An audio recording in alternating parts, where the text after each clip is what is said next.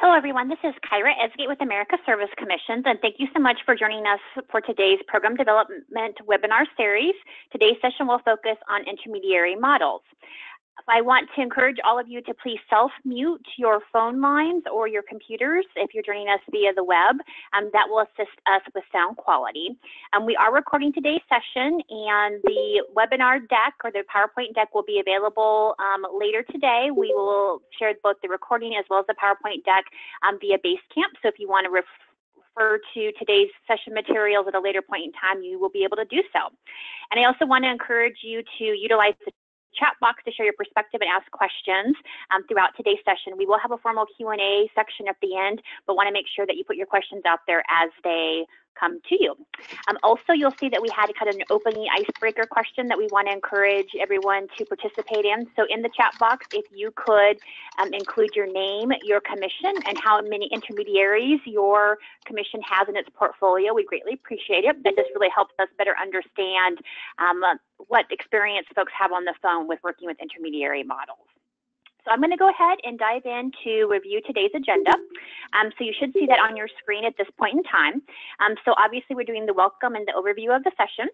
Then we're going to talk a little bit about defining intermediaries. We know that everyone defines intermediaries a little bit differently, so we want to be clear about how we're defining it for today's purpose so that you can apply those learnings to your particular commission portfolio as it makes sense. We'll talk a little bit about intermediaries across the network and kind of what we know about how you all are utilizing intermediary models at this point in time. We also, and I'm really pleased that we have Brooke from the Service Year Alliance. She is the Director of Program Development, and she's going to be sharing some really great information about what Service Year Alliance is learning about intermediary models across the country, both national direct as well as state commission models. I think it's going to be really valuable information for you. Then we'll start to talk a little bit about training and technical assistance strategies that you might want to consider as you're thinking about supporting intermediary models. We'll also talk about commission staff considerations and also how you might go about identifying potential intermediaries if this is something that you're less familiar with, or even if you are, just some ideas that we've seen that work well for state commissions around the country. Talk a little bit about resources that are available as follow-up, and then open it up more formally for Q&A and discussion. Again, want to encourage you to use the chat box as much as possible. If you have questions along the way, we will definitely go back and look through all of those and answer those during the Q&A session. And of course, any other questions that come up during that time, we will address those as well. And then we'll go ahead and close out today's session with a preview of upcoming series webinars that we will be part of this series. So with that, I'm going to go ahead and just dive into the overview a little bit more. So this, I know many of you have been participating in this webinar series from its inception. This is actually the third of our 6-part series on program development. And this is a partnership between America Service Commissions and the Service Year Alliance. We're both very interested in supporting commissions in your work to develop new AmeriCorps programs and or expand existing programming. And we know that many of you have been really focused on trying to develop new programs in underserved areas or underrepresented programmatic areas. And so we're hoping that this webinar series will help you with that. I'm going to pause for a moment. We do have someone who's calling in on the phone that's not hooked up to the PowerPoint that we're getting some background noise from you. So if you could please mute your line, we greatly appreciate it.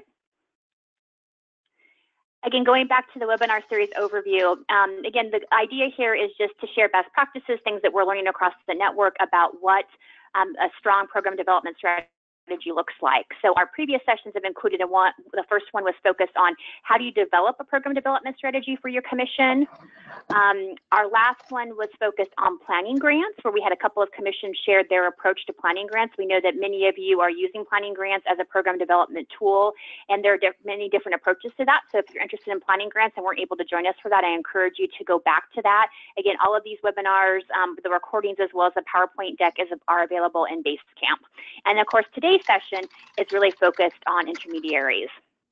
So I think most of you are familiar with our partner Service Year Alliance, but for those of you who may be new to this webinar series or just less familiar with Service Year, wanted to definitely make sure that you knew about our great partner Service Year Alliance. So as the slide notes here, Service Year Alliance as an organization is working to make a year of service a common expectation and opportunity for all young Americans. And I think many commissions have worked with Service Year in one or more of the four kind of key areas or buckets, as I like to call them, that they focus on. So you see those outlined here. Hold on just a moment. I'm going to deal with a sound issue here. Again, I want to encourage you to please go ahead and mute your line to help with sound quality. Thank you. So those four buckets are outlined here again. So one is building the marketplace and the resource hub. So I know many commissions are utilizing the Service Year Exchange along with your programs in order to potentially match interested core members along with service opportunities within your state. The second area there is inspiring a generation and rewarding their service. So again, this is about recruitment, awareness, and really giving core members the support that they need to be successful with their year of service.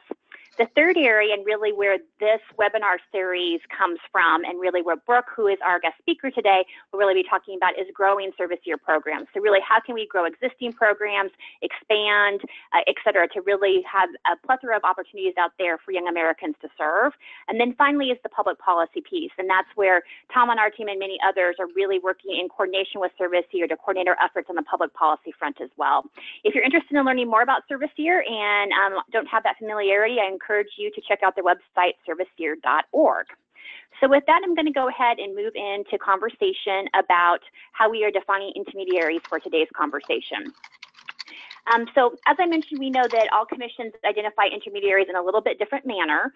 And so we want to make sure that we're clear on how we are focusing on this today, so that if that is a little bit different than how your commission thinks about it, that's totally fine. But just want to make sure that you know where we're coming from.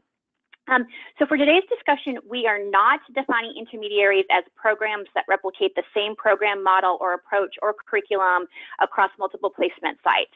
So we know that for many commissions, you probably have a couple of program models. You'll have one where if you have, for example, 20 members serving, they're all serving at the same physical space, right? So obviously that's not an intermediary. We also know that we have commissions where you may have a legal applicant who is working with several partners, and those partners are all doing basically the same thing across all of those sites. So members are not necessarily all together in one physical location, but they may be at multiple placement sites.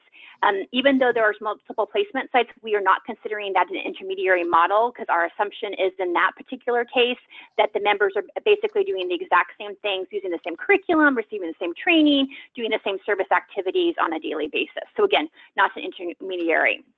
How we're defining intermediary for today's conversation is that it's programs where the legal applicant is engaging multiple host sites in programming around a particular issue area or defined geographic region. Okay, so these intermediaries that are addressing a particular issue area will be working toward a common set of desired outcomes for the purposes of performance measures, but the program delivery model may vary from host site to host site. So again, they're all kind of rolling up to a set of performance measures that are obviously being reported to you as a commission and the corporation, but the idea is that each of them may take a little bit different approach to get to that desired outcome. Again, one organization is probably central to that model. They are providing administrative and back-end support to those different placement sites, but every placement site is probably taking a slightly different approach on how they're doing it. We are thinking of that as an intermediary. The other piece is around intermediaries for a region. So in those types of examples, you may see that you have a defined geographic region. It might be several counties, it may be a city, it could be statewide. How you define the geography doesn't matter as much, but the idea is that there is a defined geography and that program sites or placement sites within that particular program are doing multiple things. So we tend to see this kind of a model in more rural areas where there are several counties that are covered by an intermediary organization. They are helping members be placed in various nonprofit and sometimes public organizations in that particular region. But what members are doing can be quite different and really based on the needs of that particular community, as well as the nonprofit organization in most cases that they'd be working with. So again, we just want to be really clear about this, that there are different ways to define that, but for the purposes of today's conversation, we're really talking about where the placement sites really have a lot more kind of autonomy or maybe taking different approaches to that. And there is a backbone or kind of administrative organization that is really providing the support to make sure that those member placement sites have what they need in order to be successful with AmeriCorps. Okay, so just again wanted to define that for you. We also thought it would be important to give a nod to the corporation and how they define intermediary models. Again, their model is primarily focused on the multi-focus definition, so that's more that geographic model that I just referenced. So, this really came forward from the corporation because they recognized that there's a great deal of complexity in running an AmeriCorps program. You all know that. You all work with your sub-grantees on that on a daily basis. But particularly, they recognized in areas that are high need, where organizational capacity and available match funding may be limited. So I'm not going to go into all of the details here of the corporation's definition. This is obviously in the NOFO each year, so you are familiar with it. But again, the idea here is that the corporation has indicated an interest in supporting these multi-focus intermediaries because they understand that it's often difficult to get AmeriCorps resources and appropriate support into more rural communities or those that have a severe lack of resources as well. So I encourage you, if you're not familiar with the corporation definition about this, to go ahead and reference that in the NOFO materials. I will also say that we have noticed in recent years, and we've been tracking this, that the corporation has had increased levels of funding for multi-focus intermediaries.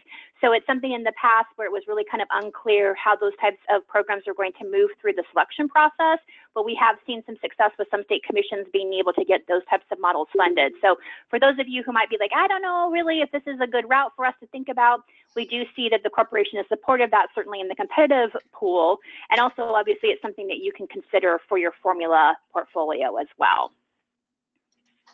So with our next slide, just wanted to talk a little bit about what we know about intermediaries across the commission network. So as you'll see on the slide here, during the 2017-18 program year, we know that about 75% of commissions are supporting one or more intermediary program model in their portfolio. So actually, when I was pulling this data together, I will admit that was a little bit higher than I expected. Again, we know that everyone defines an intermediary program a little bit differently. But again, I think that that's really promising to see that commissions are really recognizing the potential and power of intermediary models and are really trying to support those within their portfolio.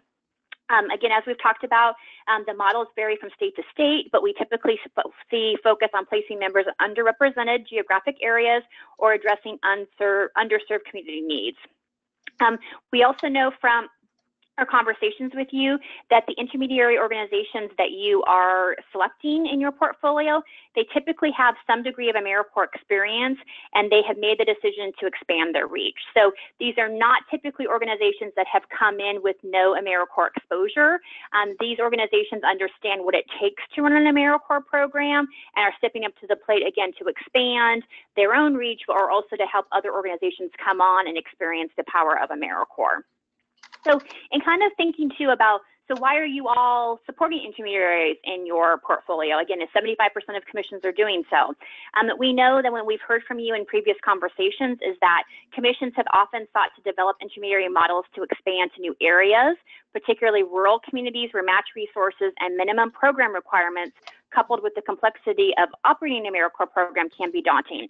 So I know that for many of you, you have smaller minimum requirements for how many members or MSY must be, a program must be. Some of you are very small, 3 to 5 members. Some of you have 10, 20 or higher minimums for how many members and or MSY that you have in a program portfolio.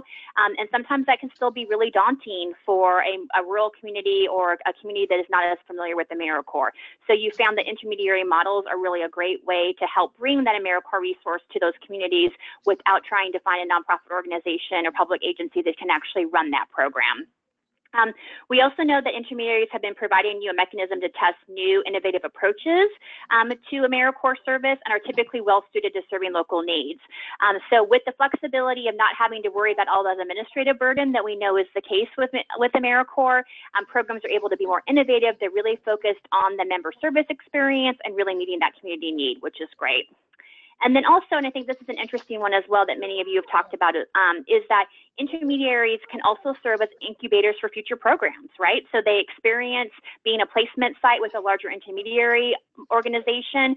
They really believe in AmeriCorps. They start to see the power of it within their organization, and they learn those ins and outs of running an AmeriCorps program. And then they decide to branch out on their own and actually apply to you for their own grant.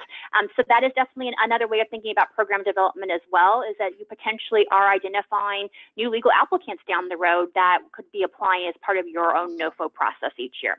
So again, there's a number of reasons that commissions are doing this, but I think it is important to note that this is a strategy that we are increasingly seeing state commissions embrace as a way to expand their reach within their particular state. So just to get a little bit of an overview about kind of what we know about intermediaries and how they are being utilized throughout the commission network. So now it's my pleasure to introduce Brooke. So Brooke joins us again from the Service Year Alliance, and she is the Director of Program Development. And she's going to tell you, really I should say, share with you some of the work that Service Year Alliance has been doing over the past few months to really better understand intermediary models and identify best practices that will benefit all of us. So with that, I'm going to go ahead and turn it over to Brooke. Awesome. Thank you, Kyra. You can hear me okay, right, Kyra? We tested this before. Go ahead. Awesome. Yep. All right. It's great to be here with everybody today, as Kyra explained earlier, with the Service Year Alliance and serve on our growth team. So really thinking about how do we grow and scale programs across the country and support programs across the country. So we've gotten a chance to work with, I think, most of the commissions at this point, but it's great to have you all here today. A few months ago, so in September, and we'll kind of move to the next slide. Oh, sorry about that, Brooke. Yes. Always. So a few months ago, we set out to learn more about intermediary models and think about what we could do to provide a resource guide to help communities across the country think about expanding intermediaries. So we set out in September, really before then, to select organizations that could really represent a wide array of geographic diversity and the types of programs that they're in, but really looking for the best of the best programs. And so I ended up pulling together 11 different organizations with 2 organizations that participated via an interview to think about how can we pull together a best practices guide around intermediary service year models, what could we learn from these intermediaries of what they were already doing, and how could that help other intermediaries or potential intermediaries step into that role.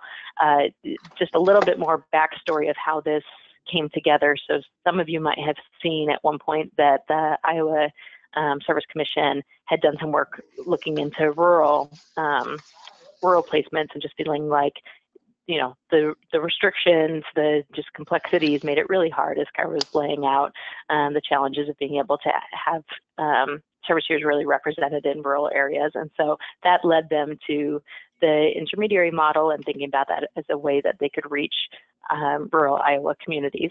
At the similar time frame, the United Way, that also came to the table as a partner in this, they went to a convening around Vistas in DC last December, so a year ago for December, and started talking to their partners that were there, their colleagues that were there, and were really interested in how they could just support each other and come together as peers. And so after that, Jeff Brady with United Way, who's their volunteer manager, reached out to these intermediaries and said, love to hear more about your models and your programs, and put out a survey. So with these kind of 2 thought leaders, we came together to think about how could we pull communities together, pull organizations together for a one-day event to really understand intermediaries more. So next slide. So the objectives of the convening that we pulled together in September was really to understand and just identify and lay out clearly the roles and responsibilities of these high impact organizations. And, you know, we didn't just focus on rural because there's not a ton, but focused on rural and urban, and tried to better understand the different structures of those intermediary models. So as Kara laid out, there's a lot of complexities there of whether a multi-issue intermediary versus focusing on one particular issue. Do they work with sub-host sites? And I've got a graphic that I'll just show you in a minute of the different models that we heard laid out. We wanted to gather advice that they had for their peers, so we're putting together this best practices guide and wanted to see what they would recommend for their peers that were trying to do this well or take this on, and then think about that initial question of, is this a way to be able to expand reach to rural communities? So I know next month the focus is going to be on rural communities, and we'll dig into that more then. So what's next for us? We are creating a best practices guide that should be out this summer on intermediaries. And then starting to do some side work as well of just thinking about how we could support intermediaries and their expansion. So the best practices guide is really focused on how to do this well, but then also to that point around the kind of advocacy and policy work that we do, what changes may need to come to be able to support support intermediaries being able to take off. I will say before jumping into the rest of this that I would love to be able to use the rest of the time that we have today after Kyra and I speak to be able to have a more kind of in-depth discussion and hear your feedback on things. And so just as you're seeing the findings that we have preliminarily from this event and the interviews that we did with everybody, jot down questions, put them in the chat box, and think about how this kind of reflects your experience or not. Great. Next slide. So we heard lots and lots, but just boiling down, I think the big messages that we heard from these intermediary organizations, one, that they've been able, just as Kyra said, they've been able to expand their reach to underrepresented geographies and also issue areas by doing this model. But there are a lot of smaller organizations that don't have the administrative capacity to be able to take on a large program, or just are new to AmeriCorps and might not be familiar with all of the administrative pieces of it. And so to really be able to centrally coordinate that has created economies of scale that they've been able to reach further and deeper through this model. They found that the intermediary model has been able to help host sites really continue to focus on their mission and not have to, I think building off that point around the administrative function, that they've been able to focus there rather than grant requirements. And I think that's great, Kyra, that you're starting to hear that almost a continuum or a pathway, that this could be kind of a gateway or an entry point into understanding how you could grow your own program, but entering that as a host site. And then, the last thing that I heard in these interviews and from the conversation was about how a lot of these smaller nonprofit organizations, have some volunteering, have some volunteer presence, but to really have a full-time core member or multiple core members, just the reach that they've been able to make through the impact. So not surprising, but those were big findings. The graphic on the next slide. Great. We developed coming out of the initial interviews and shared at the convening and got feedback of, does this feel right? So we've got the piece around issue areas and whether you're focused on something in particular or you're focused on multi-issue. We had both at the convening. I think for today's purposes, we're, as Kyra said, we're not focused on a single issue intermediary where there's an exact same program model that's just carried out in multiple places. But for all of the programs that we interviewed and that we brought to the convening, they all had something that was, unique and customized to the community that they were serving. With that, we heard three main models. One, that the intermediary, is doing direct placement with host sites and working directly with those host sites. We heard some that have built out host sites that have quite a number of core members. And so, 20, 30, 40 core members. And so with that, they've got a host site starting to move into the role that they're almost serving as another level in between the host sites of where they're placing in a community. And so that's that second one that we call the sub-intermediaries. And then the third one of being a hybrid model, that they're doing both. Some of their sites are working with are direct host sites, and then some they're working with a sub-intermediary that is then doing placements as well. Great, next slide. So a couple more pieces. So here's some of just the main kind of findings of pulling out what are those leading practices that we're seeing in really strong models across the country. I'd spent about an hour with each of these organizations just talking through how they're structured, how they work with their host sites, how they work with core members. And there was some variation between programs, but you could see really bubbling up what were those pieces that really made these very strong programs. Intermediaries that are doing this well are providing a lot of structure and support for their host sites, for supervisors in their host sites, and for core members as well. There's variation across across their programs of what level of support that they do provide, whether they've got enough outside, funding to be able to afford to bring core members together for an in-person orientation. Some of the programs do that multiple times throughout the year, and they've really seen the return, being able to bring core members together. Others are checking in one-on-one and through virtual trainings throughout the year, but have really built out as a program structure where there's a lot of multiple touch points throughout the year and a lot of support they're providing to their host sites.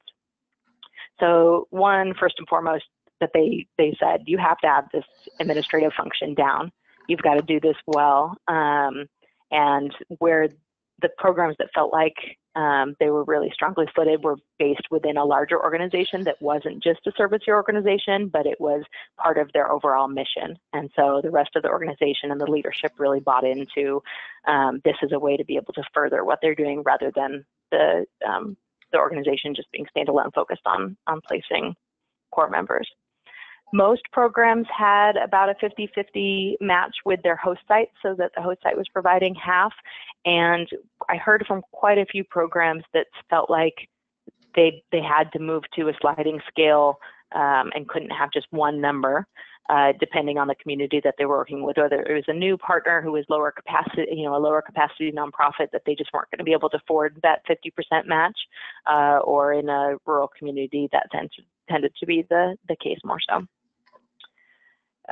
So program supports I started talking about a little bit, but host site supervisor training of some of these really phenomenal programs are bringing supervisors either together for a host site training or doing that one-on-one. I think the benefit that they're seeing of bringing them together is they're seeing that connection point across these various supervisors, and so much so that it's been a way for a region or a community based on particular issues to be able to bring those leaders together to beyond what they're doing as being a host and a supervisor for a core member, but about their mission. And so that's been really important, as well as just checking in with them throughout the year, that they've had to make sure that they've really got the program staff in place to be able to check in with supervisors going to visit them and see them on site, but also checking in virtually. So I think similar things for core members. I think I went into this already, but thinking about in-person trainings being very important, but also virtual trainings, and then thinking about how this can happen across a larger area. So some of these programs are statewide programs or multi-state, and so could break up into smaller regions to say that we're going to have, these few counties where we've got core members placed come together rather than the entire state where the cost would be driven up. Some programs have continually struggled with figuring out housing for core members, and so a couple strategies that they've gone about this: one, either providing housing and identifying that as part of what they're offering to core members, or the second piece of it was that really working with the local community, working with the host sites to try and identify, here's at least some starting points for core members to be able to identify housing as they arrive. But just, you can imagine the complexity there when you've got multiple host sites and multiple locations of having to build out that programming. And then core members, through the trainings and through those virtual connections, being able to connect with each other and seeing a ripple effect happening at the host organizations. There was one example of a program in New England, smaller state, where they have seen their core members now start to connect beneficiaries of their organizations, of their host sites programming to each other. So saying, I work specifically on homelessness issues and somebody else that works on housing issues, and really starting to connect the dots so that they are serving clients better, but then seeing that ripple effect that it's happening, up the chain as well, that they're having their regular staff start to connect as well. So it was just really cool to see that happening in multiple places, that intermediaries, because they're touching many organizations across a community, across a region, that they're able to start doing some of that dot connecting that may not be happening naturally. Well, before we move on to the next slide, I just had a quick question for you, if I might. Yeah, go ahead. I'm interested, when you talked about the second to last bullet there in regards to the support to core members, and you're talking about the mixture of in-person trainings versus kind of virtual meetings and trainings, did you start to see any kind of themes around kind of what types of trainings programs were providing in person versus what they were doing virtually? And if you didn't go into that level of detail, I totally understand. I was just kind of curious about that and the way that you framed that. Yeah, I mean, I think some of what I heard was at least the timing of when they're thinking about bringing core members together. So doing an in-person orientation to really kick things off, that was something that a lot of programs have done. Some programs have moved to doing something a few months in and not doing something right at the start, but letting core members kind of land and get settled a little bit and then bringing them together for kind of a mid-year or a few months in. And that's been a strong point because they've got a sense of things. It's been a way to kind of have something motivational to come back to as they're going through their core experience and maybe, struggling with things, but to do something early on so that they're really building up that relationship with each other. So then the virtual component is less, hey, you're a stranger, but we can connect because we've had that face-to-face time. I didn't kind of go into so much of what content they were covering virtually versus in person. Yeah, no worries. I thought that probably was the level of detail you didn't go to, but I think it's just kind of interesting to think about how they're trying to think about that, what really lends itself to a strong in-person piece, right? And really setting the tone and creating those connections. And then what are some of those things that really can be done virtually, especially when we know, especially if you're spread out throughout a large geographic region, how difficult it can be to bring people together. So just curious. Yeah, and when programs had more program staff, that they would kind of split up across an area and then bring together core members from that region. So instead of saying, okay, it's going to be expensive to pull everybody together multiple times a year, maybe we do that once, or maybe we can't do that at all, but I'll go to a region and be able to pull together across that smaller area to do more, reflection time and checking in on their experience. Great. Okay. All right, we'll move on to the next slide then. Okay, so my last slide here is just thinking about what support can be provided for intermediaries. I did hear from more than a couple communities or a couple organizations that they felt like, this is the impact that can be had through the intermediary model is tremendous, but it's really complicated, and especially kind of starting to layer on all of the CNCS performance measures requirements and thinking about how do you do this when you've got multiple issues that you have some core members that are working on building accessibility and wheelchair ramps into entrances versus someone else working on homelessness issues. That how do they really wrap that up? And so they've struggled with it. I think a few of the programs, and what I'm hoping with the best practices guide to be able to pull out some case studies of where some intermediaries feel like they've tackled that. And that they're doing a better job, but I think overall it felt like it was a big area where they're still struggling, and they feel like in some ways that they're going to be, that it's going to be detrimental to the longevity of the program or their success in the future for AmeriCorps funding if they, but it's just the way that their program model is set up, and so how to reconcile that.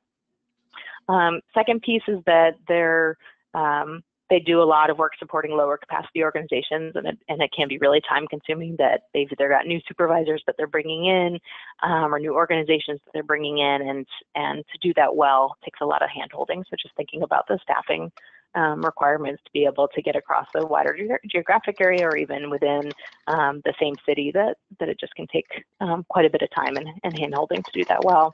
And the last piece there I think relates to that is just sites are dispersed. Initially for me, thinking about this, of just thinking about ways commissions can really support and encourage intermediaries, thinking about planning grants to expand to new areas, training and peer networking opportunities, that they really appreciated the opportunity to be able to come together. And this was, across the country, that there were programs from kind of all segments of the country, but yeah, and I think for us, it was really broad who we brought together, but you could think about what United Way is trying to do with the VISTA piece, and to get more specific of how do you bring those communities together as well. Great. Thanks, Brooke. So with that, Carol, I'll pass it back to you. Yeah. Perfect. Really appreciate you sharing that. And again, we are going to open this up for Q&A in a few minutes. So if you have further questions for Brooke that you really want to dig in on, or obviously share your commission's perspective on this, we really welcome that. So I'm just going to walk us through a couple of slides regarding kind of thinking about your selection training technical assistance strategy, your staffing, and kind of the support that you would be providing to intermediary organizations. And I do know that we've been having some issues with typing in the background. So if you are typing, if you could please be sure to be on mute, we'd really, really appreciate it for sound quality purposes. So talking a little bit more about kind of your selection process and the training technical assistance strategy that you as a commission will really want to think about if you want to expand the number of intermediaries in your portfolio. Depending on the size and the scope of the intermediaries, including your portfolio, your selection process and your training technical assistance strategy may change. I mean, when we think about your program models, if you have a program where you have 10 members that are all serving at one site, so they have access to the members, at all times, that their training is easier, the way that they deal with it in the administrative functions, that's a whole lot tighter and easier, right? So how you're supporting that type of program model versus an intermediary model where members can be spread all throughout a region, larger geographic space, et cetera, that really, really looks different. And so I think it's something we really want to encourage commissions that if you're going down this path, that's great. We encourage that certainly, but want to make sure you're thinking about what the implications are of that for your commission staff and the policies and procedures that you have on the books. As Brooke noted, we know that strong intermediary models have robust administrative systems that allow the placement sites to focus on the member and the service to be provided. So that's really, really great. And so your selection of technical assistance strategy should definitely reflect this. And I think, I want to pick up on something that Brooke said in the last slide about that performance measure piece. I think one of the things that has been through the years been really challenging about intermediary models is the whole performance measure side of it. So particularly in an instance where you have an intermediary organization or intermediary program, I should say, that has members doing a multitude of things, figuring out those performance measures and having those make sense and capturing those activities of the members is really, really important. But sometimes when peer reviewers and staff and corporation reviewers read a program that's very dispersed, members are doing all sorts of things, it's sometimes really hard to get their heads wrapped around what that means on the ground every day. And so those models sometimes have not done as well in state commission selection processes as well as the corporation competitive process. So I think one of the things I really want to encourage you to think about too is if you are encouraging intermediaries, how are you thinking about that in your selection process? How are you maybe giving a priority preference for those types of models, or how are you adjusting things to potentially mitigate for some of those discrepancies that you might see between a very tight program model, 20 members at a school doing tutoring, versus a program that has 20 members spread all throughout 3 counties, right? Like those things look very different on paper. And so you want to think about how your selection process is allowing for that and not necessarily scoring that program, that intermediary program lower, assuming it's of high quality. So again, something to think about there. As you also see on the slide here, you want to make sure that an intermediate organization has the systems in place to effectively support multiple placement sites. That is much more complicated than it sounds. You all know that. You see that every day. You also want to confirm that the program has that comprehensive training and monitoring plan for the placement site. So certainly you play a role as being responsible for monitoring, but also too what we see in intermediary models as well is that they have to have some type of monitoring, and you can't see me right now, but I'm using air quotes here. They have to have some type of monitoring function too. So making sure that members are engaged in appropriate member service activities, that they're logging their hours correctly, all those types of things that we know can easily trip up an AmeriCorps program. You want to make sure that that intermediary organization has a way that they're checking for those things. And then of course, we want to make sure that the organization is training and holding placement sites accountable for all other CNCS regulations. So I think that's critically important. Usually you would see with an intermediary that, for example, National Service criminal history checks, that's typically something that the administrative organization would be doing on behalf of the sites. But there's other things that that often can trip up programs, and you want to make sure the intermediary has a strategy for all of those things too. So there are many more things that you should be thinking about in both your selection and your training technical assistance strategy if you're going to move more in this direction. And I hope some of those things we can talk about that during the discussion time. But again, we wanted to flag a few of these things for you to be thinking about. The next piece here is actually about your staff, right? So we talked a little bit about what you might be looking for in the selection of the programs, but then also to how you might support those programs. But I think it's important to talk about how this may have an impact on kind of your internal staff at the commission as well. So, monitoring for intermediaries typically looks different than monitoring other AmeriCorps programs. Because they're spread over larger geographic regions, you may end up actually having fewer programs in your portfolio, but you might end up having more members, right? So you've got fewer organizations that you are actually working with or actually giving a direct grant to, but those programs themselves will end up having more members potentially if you have a lot of intermediaries in your portfolio. And so you're going to want to think about the implications of that when you are revising your monitoring strategy. For example, if you're going out on a site visit, if you normally say that you talk to one placement site, for example, maybe you need to talk to more placement sites, right? Because you want to make sure there's some consistency amongst member experience across those sites, even if the members are doing different service activities. Maybe you talk to more members than you normally would when you go out to a site visit. How are you changing your review of member files? Do you review all 100% of files? Do you do a sampling method? Does the sampling method change if you're working with an intermediary, or I should say monitoring an intermediary? All of those things are things that you're going to want to think about because it definitely impacts the way that you as a state commission staff do your work. And also, too, I think that you're going to want to think about the combination of on-site and desk reviews. If that's something that you aren't doing both of those things right now, if you're relying on one or the other, that might change if you have intermediaries in your program portfolio. I think we often see that states that are working with intermediaries often will start to do desk reviews on some of those kind of member files, those types of things, rather than doing all of it on site because it's not practical for them to do it on site. So again, thinking about if you need to change the way some of that work is done.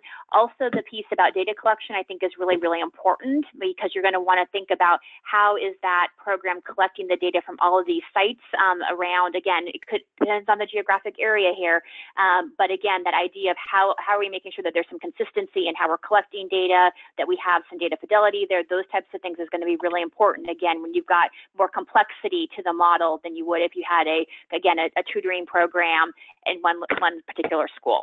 So again, things for you to think about, and again, would love to hear from all of you about your experiences on that front. And so our final slide before we go into resources is just really wanting to talk a little bit about how you might identify intermediary models. So I know in talking with a number of commissions, you say, yeah, we love the idea of an intermediary. We think that's going to be really helpful in this particular region, around this particular issue area, but you're not really sure where to start. So here are some starter ideas for you. Again, there's many more options out there, and encourage folks to share kind of how they've approached this in their particular state. But three things to think about here. So one, looking at your current portfolio. Do you have one or more programs that maybe candidates to serve as intermediaries? Maybe they're high performing, they're doing, obviously members are having a great service experience, and they certainly seem to have the capacity to expand.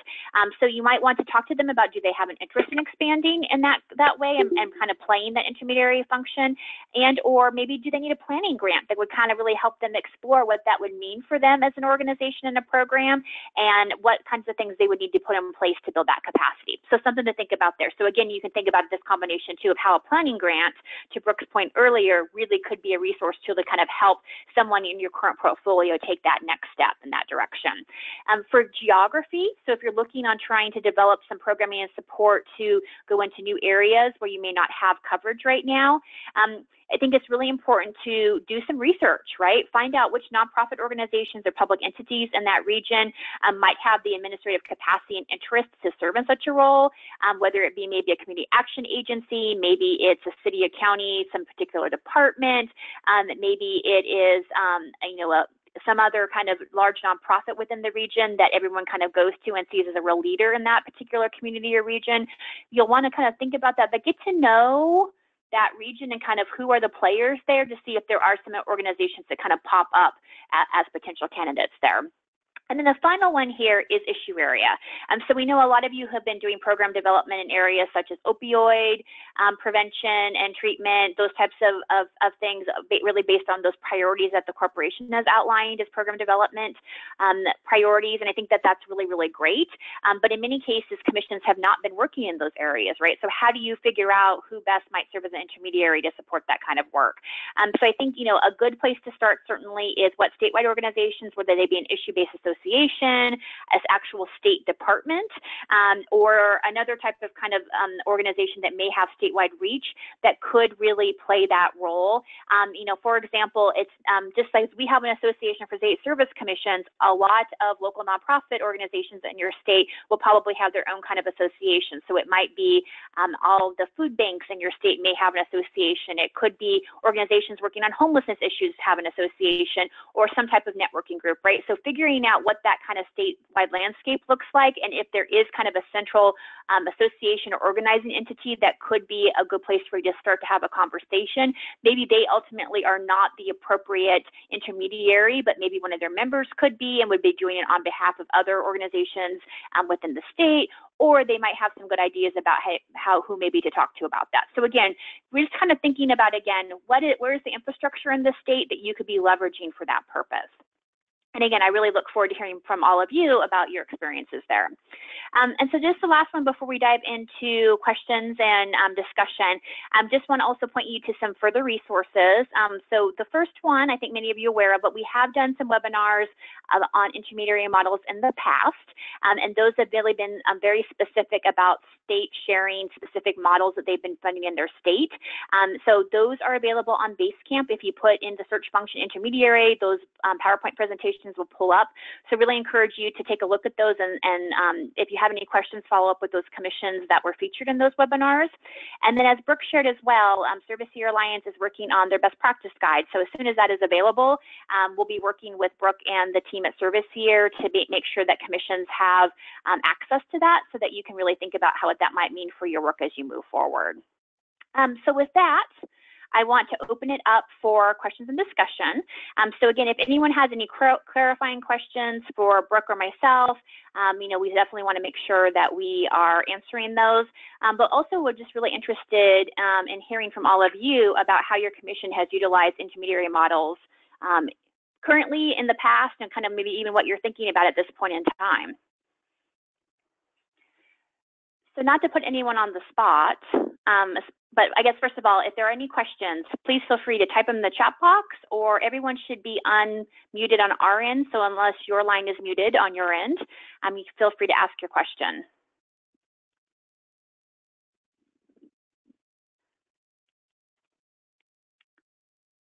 All right, I'm not necessarily hearing anyone or seeing anything in the chat box.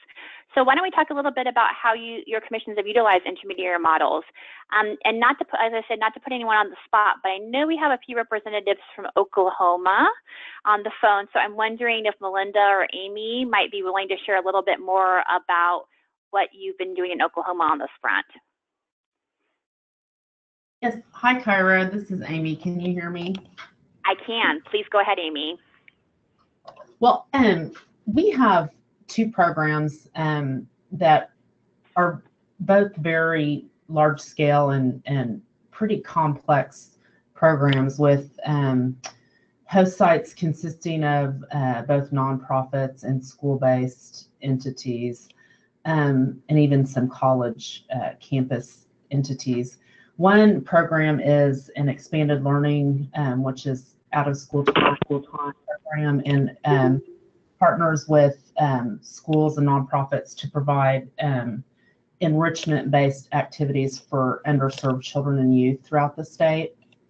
And that program has been in existence since 2004, and it's really, it was incubated with the help of the commission, and it's run under a separate nonprofit right now. And that nonprofit oversees all aspects of program management when it comes to administering the funds, writing the RFP, disseminating the RFPs, oversight and monitoring, making sure host sites are tracking data for the performance measures. And then there's kind of a sister program to the out of school time program that was developed through the RF funding several years ago. And that's more of it was originally started out as a capacity-based program to provide nonprofits who really struggle to reach their capacity and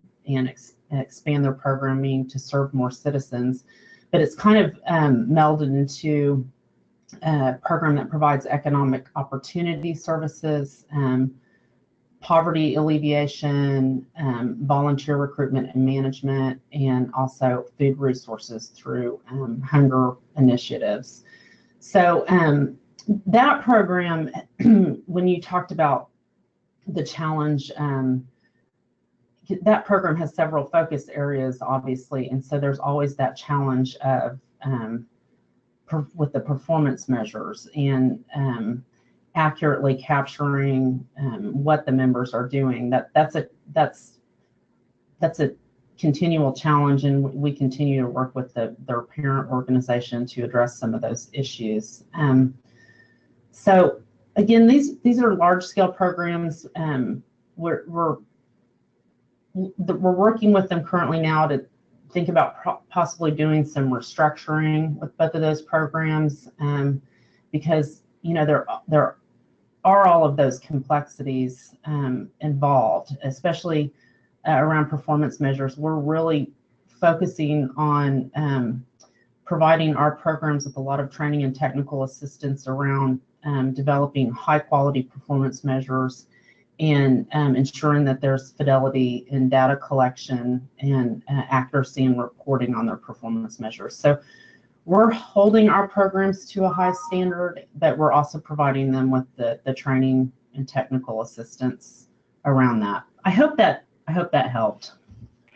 That's great. That's great, Amy. And one kind of a follow-up on that, how have you, and I know this probably predates you, so if you don't know, that's fine, but are there anything different in how you actually work with intermediary programs in your portfolio versus those that are kind of a more traditional model? And do you know kind of how that may have transitioned or evolved over the years in Oklahoma?